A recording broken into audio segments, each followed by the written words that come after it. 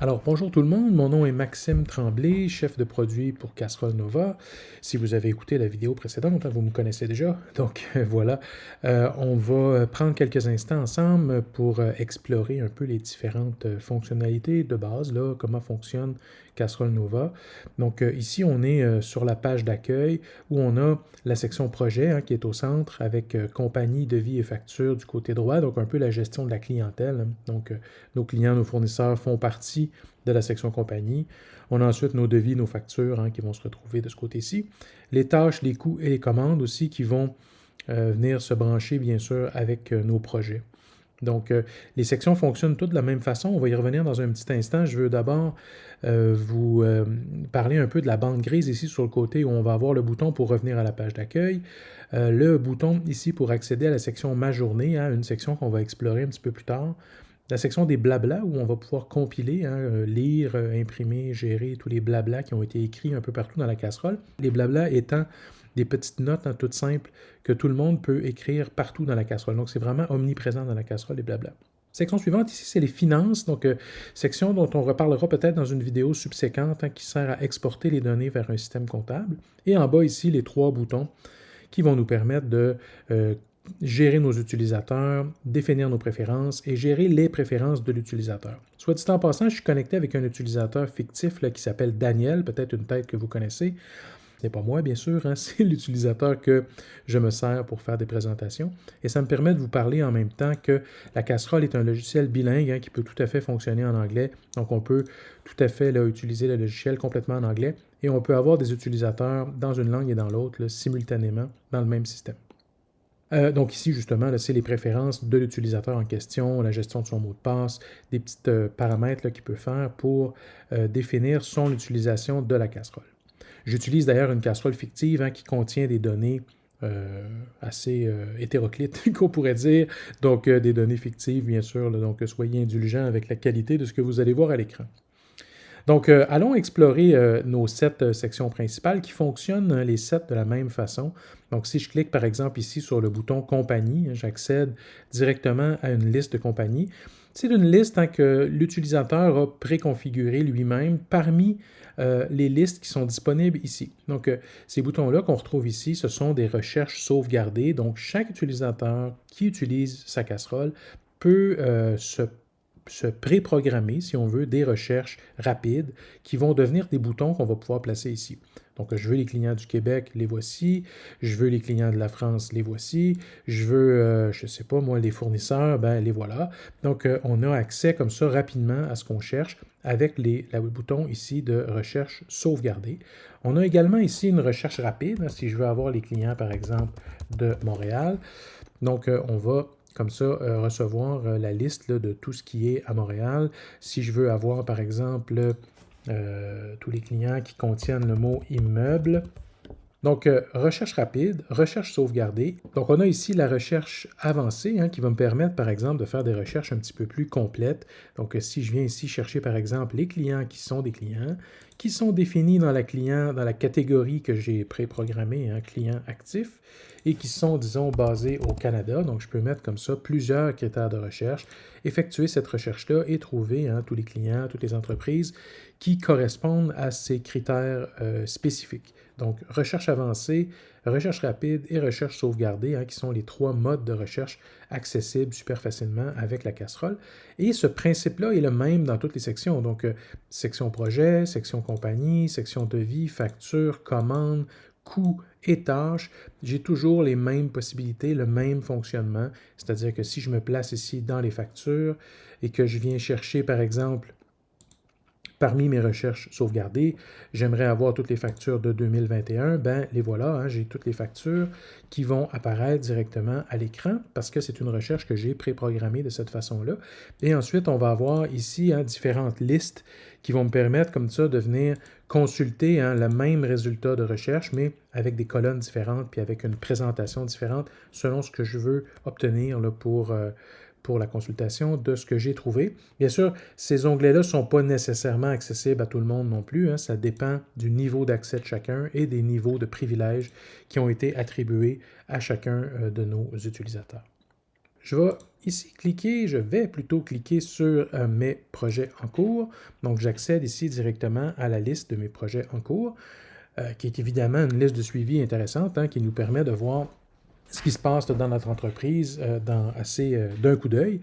Donc, on va avoir ici, au départ, la première colonne, hein, c'est le niveau du projet. Donc, la casserole gère 3 niveaux de projet, c'est-à-dire des projets principaux, des sous-projets qui sont catégorisés ici comme des projets niveau 2, et on va avoir éventuellement des projets niveau 3. Je pense que j'en ai pas à l'écran présentement, mais il y a effectivement la possibilité d'avoir des projets niveau 3 qui sont des sous-sous-projets, si on veut. Donc, quand je clique ici sur le petit bouton bleu devant un projet, je vois le projet principal avec les 3 sous-projets, hein, qui font partie, qui sont un peu les enfants, si on veut, là, du projet principal sur lequel je viens de cliquer. Donc, ça, c'était la première colonne. La deuxième colonne, ici, c'est la priorité. On peut comme ça avoir nos projets, leur attribuer un niveau de priorité, hein. Il y a 4 niveaux disponibles. Ensuite, bien sûr, le numéro, le titre. Ce chiffre-là, ici, c'est l'intensité des projets, quelque chose dont on reparlera peut-être un peu plus tard aussi.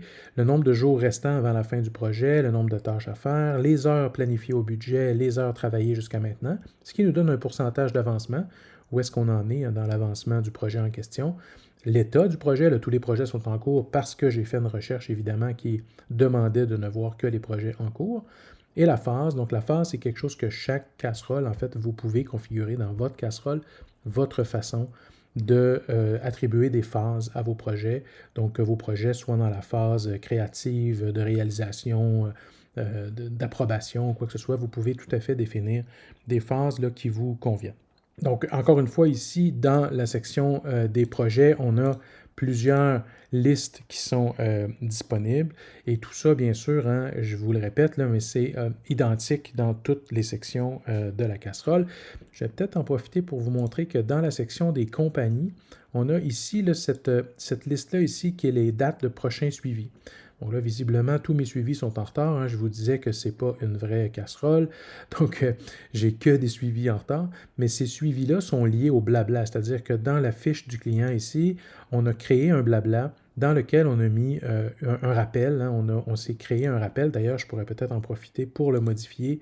Tiens, je vais le déplacer un peu plus tard. Là, j'ai mis aujourd'hui, mais si je clique le bouton ici, plus 30 jours, hein, il va se placer dans 30 jours. Donc, ce rappel-là va me permettre de faire jusqu'à un certain point, la casserole peut être utilisée un petit peu comme un logiciel de gestion de clientèle. Allons maintenant peut-être jeter un petit coup d'œil à la fiche d'un projet. Donc, j'ouvre ici un de mes projets que j'ai préparé à l'avance, qui est un projet d'architecture que j'ai juste ici, mais on s'entend évidemment que ça s'applique à tous les autres secteurs, bien entendu. Donc, je vous fais une petite visite ici de la fiche du projet. Donc, on a le numéro du projet, bien sûr, et son titre. Ici, dans la section détails du projet, je vais avoir justement la possibilité de modifier le numéro, de modifier le département, et utiliser ici les 8 champs qu'on a ici, qui sont des champs personnalisables. C'est-à-dire que dans la casserole, hein, nous, on a planifié déjà plusieurs champs qui sont accessibles, plusieurs données donc, que vous pouvez utiliser, mais si vous avez des besoins particuliers, comme par exemple de savoir la région de vos projets ou la méthode de paiement ou quoi que ce soit, donc c'est des champs que vous pouvez vous-même programmer dans votre casserole et les utiliser à toutes sortes d'autres choses. Les champs personnalisés vont permettre aussi de faire ce genre de choses ici, c'est-à-dire d'établir des liens avec d'autres systèmes. Ici, j'ai fait 2 liens vers le Google Drive, si on veut. Donc, quand je clique sur le dossier du projet, j'accède ici à mon Drive avec les documents, par exemple, du projet. Et je peux aussi cliquer sur le lien suivant qui va m'amener au brief de ce projet-là ou à la description. On peut appeler ça de différentes façons. Mais ici, j'aurai, par exemple, là, les informations en lien avec le projet ou l'appel d'offres ou quoi que ce soit. Donc, on peut gérer là, ces 2 champs-là ici, on peut les utiliser comme ça pour créer des liens vers d'autres systèmes.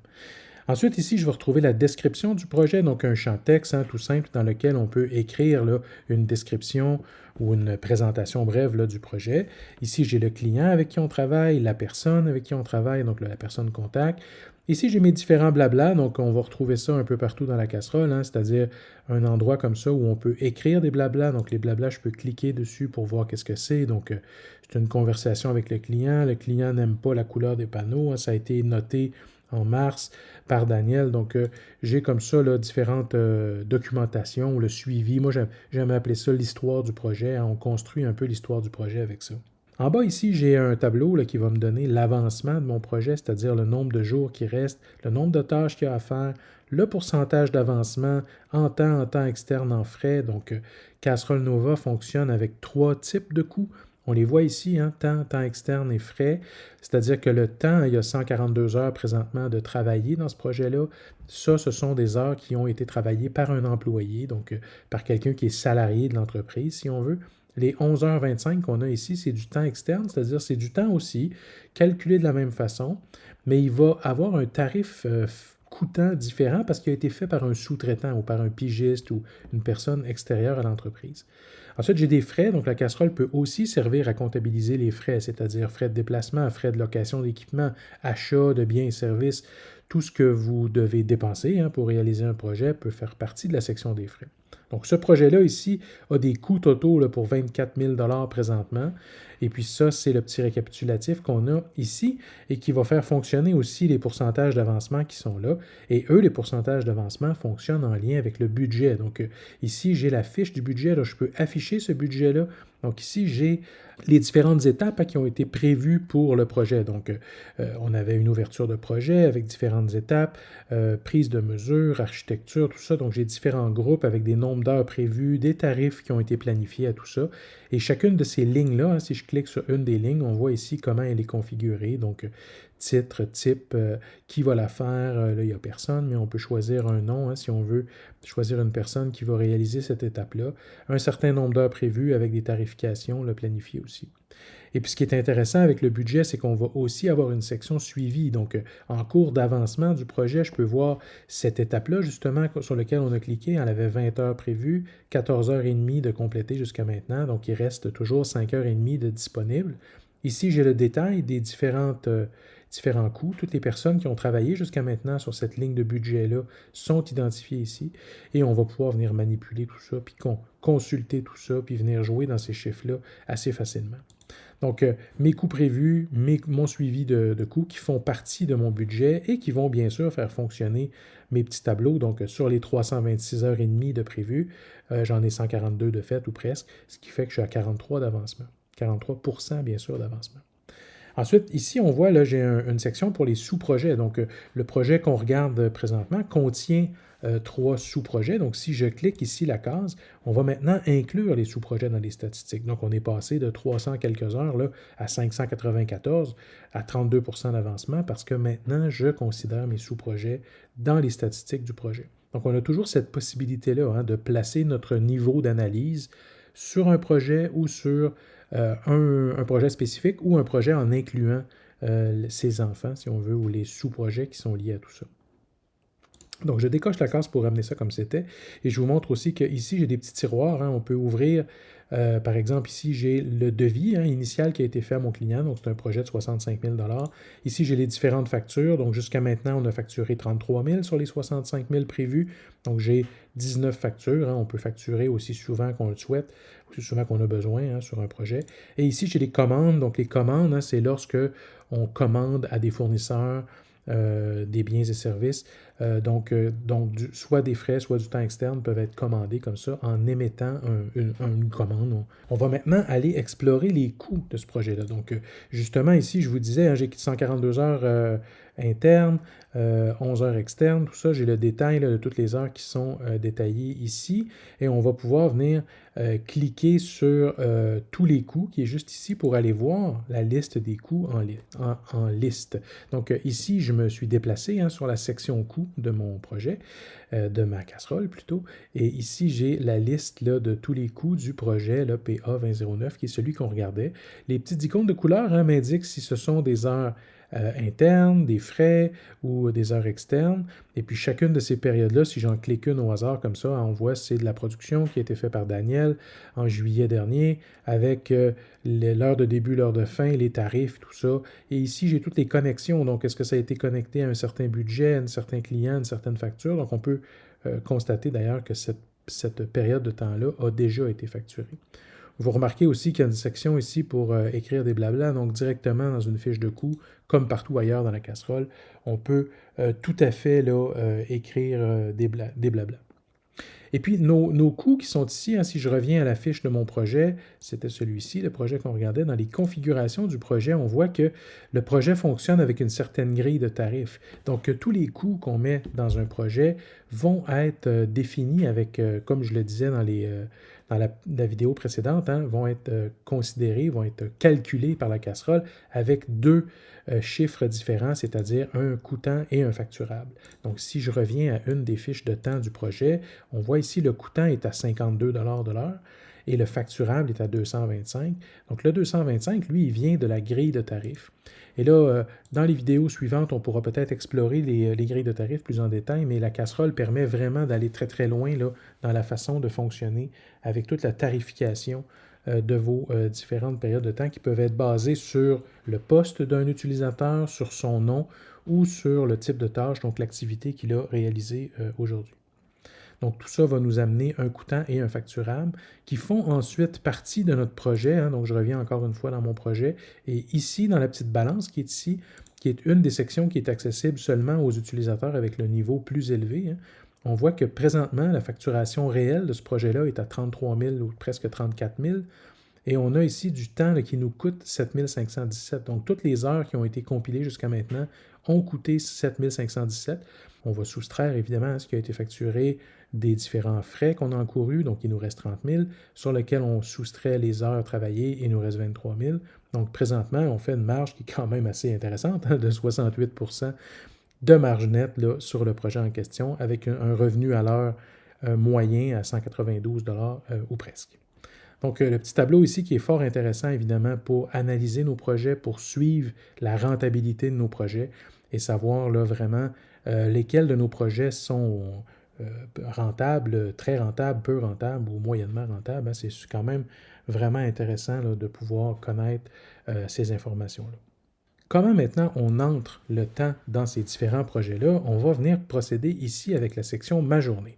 La section Ma journée, c'est la section hein, qui est accessible à tout le monde.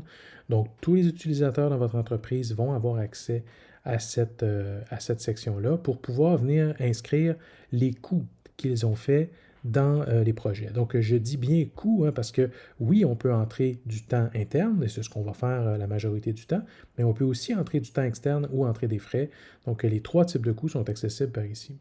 Donc, la liste ici de tous les projets est affichée, mais j'ai différents petits filtres ici qui vont me permettre de restreindre cette liste-là pour faire une liste plus courte.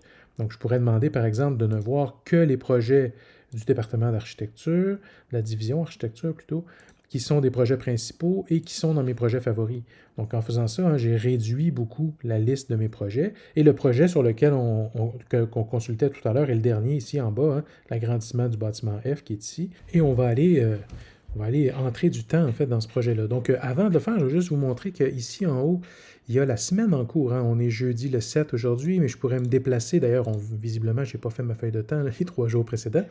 Donc, si je veux entrer du temps dans une autre journée, c'est tout à fait possible aussi. Je peux me déplacer aussi d'une semaine à l'autre avec les flèches qui sont ici. Et la petite ligne bleue qui est ici m'indique le nombre d'heures que j'ai inscrit. Donc, aujourd'hui, j'ai inscrit 3 heures ce matin. Donc, on voit ici, là, dans ma journée, j'ai de 8 heures à 11 heures ce matin. Qu'est-ce que j'ai fait sur un autre projet qui va venir se lister ici. Donc, si je veux entrer du temps dans mon projet ici en question, d'ailleurs, on peut cliquer dessus le projet pour l'ouvrir. Hein.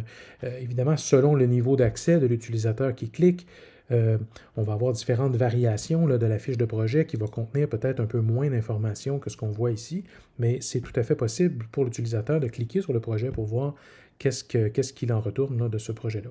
Donc, les 3 boutons qu'on a ici au bout, le premier, c'est pour écrire un blabla. Donc, n'importe qui peut bien sûr venir écrire qu'est-ce qui se passe. Donc, j'ai reçu un courriel du client, j'ai parlé au téléphone, on a eu une réunion, il s'est dit telle ou telle chose. Donc, on peut comme ça documenter un peu ce qui se passe dans le projet.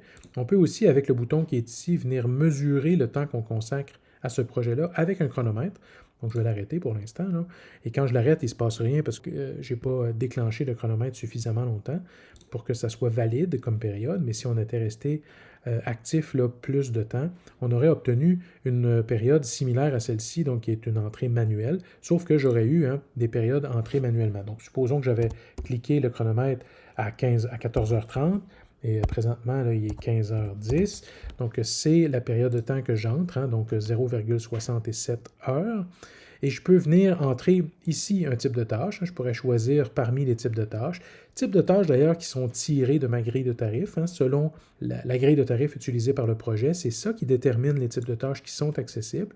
Mais je pourrais aussi venir consulter le budget. Et ça, c'est franchement intéressant parce que n'importe quel utilisateur peut venir voir les étapes qui ont été prévues au budget. On voit que certaines étapes ne sont pas disponibles parce qu'elles ont été déclarées comme complétées par le chef de projet. Le chef de projet a cliqué là, pour dire « cette étape-là est faite ». Mais si aujourd'hui, moi, j'ai travaillé dans la rencontre client qui était juste ici, donc je peux venir sélectionner la ligne de budget en question et à ce moment-là, obtenir le type de tâche qui correspond.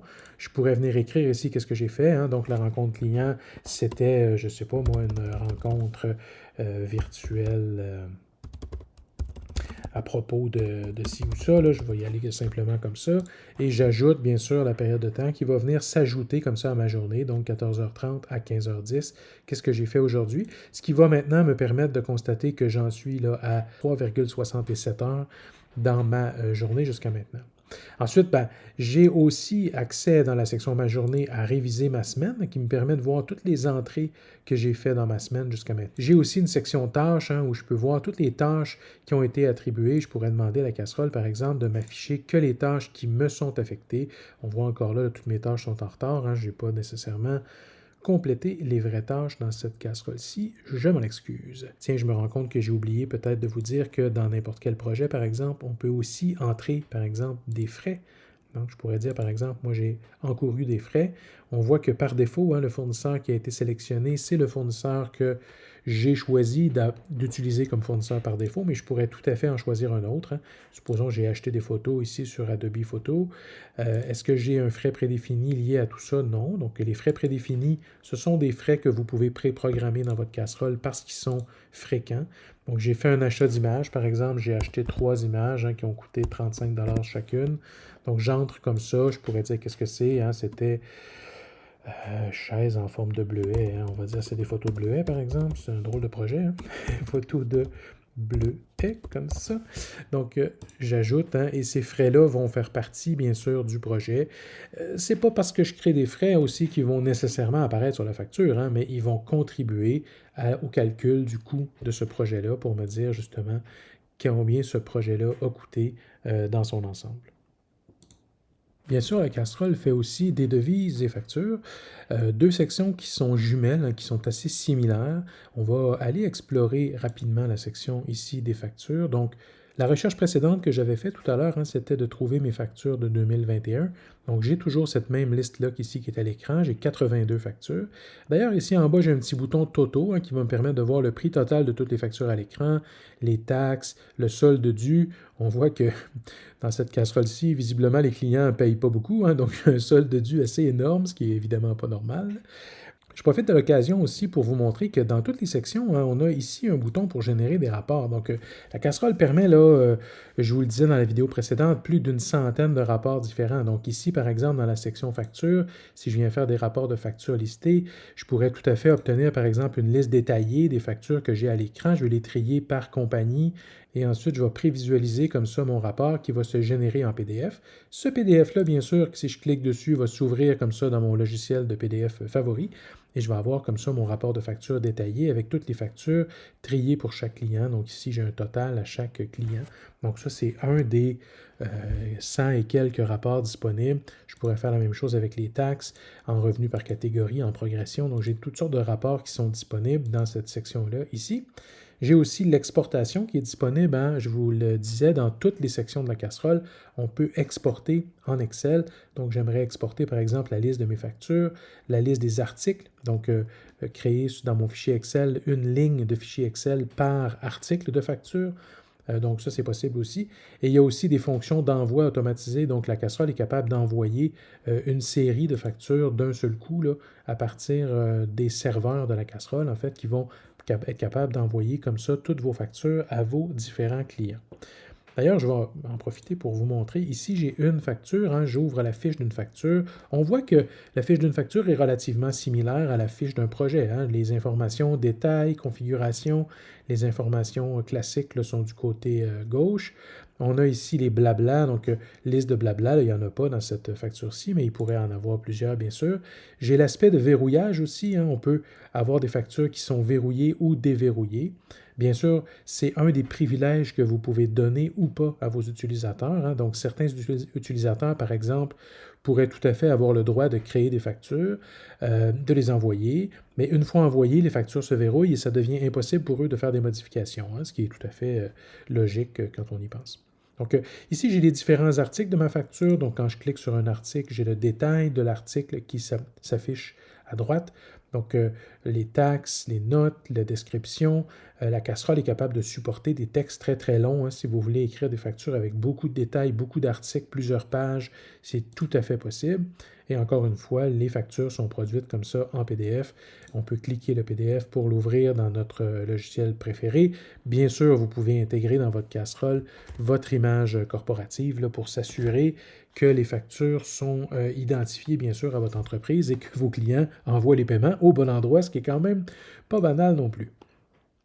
Ensuite, je vais peut-être juste vous montrer que chaque facture a toutes sortes de configurations disponibles ici, dont la possibilité là, de définir à quelle adresse courriel on veut envoyer cette facture-là et quel message on veut attacher, on veut placer en fait dans le courriel qui va être adressé à notre client. La casserole est capable aussi de gérer des factures récurrentes, c'est-à-dire qu'on peut définir certaines factures comme ça qui vont être prêtes en fait à être dupliquées, disons, à une certaine fréquence, hein, tous les mois, tous les trimestres, chaque année, ou peu importe. On peut également, une fois qu'on a envoyé cette facture-là par courriel à notre client, on peut lui mettre une date de rappel. Donc, une date de rappel va nous permettre de trouver rapidement les factures qui doivent avoir un rappel. Donc, les factures impayées, disons, après un certain nombre de jours, on peut produire un rappel, hein, qui va être envoyé à notre client pour lui rappeler, bien sûr, bien gentiment, hein, de pouvoir régler la facture en question. Donc, c'était une petite présentation à toute vitesse là, de la casserole. Bien sûr, on pourrait en parler beaucoup plus longtemps. Il y a d'autres vidéos qui vont suivre pour montrer des exemples et des fonctions plus avancées, mais je pense que ça permet de comprendre rapidement là, la simplicité d'utilisation du logiciel. Et puis, n'hésitez pas à fouiller notre section Casserole Nova sur YouTube, hein, pour découvrir d'autres vidéos et éventuellement à me contacter directement. Ça va toujours me faire plaisir de discuter casserole avec vous. Donc, à bientôt.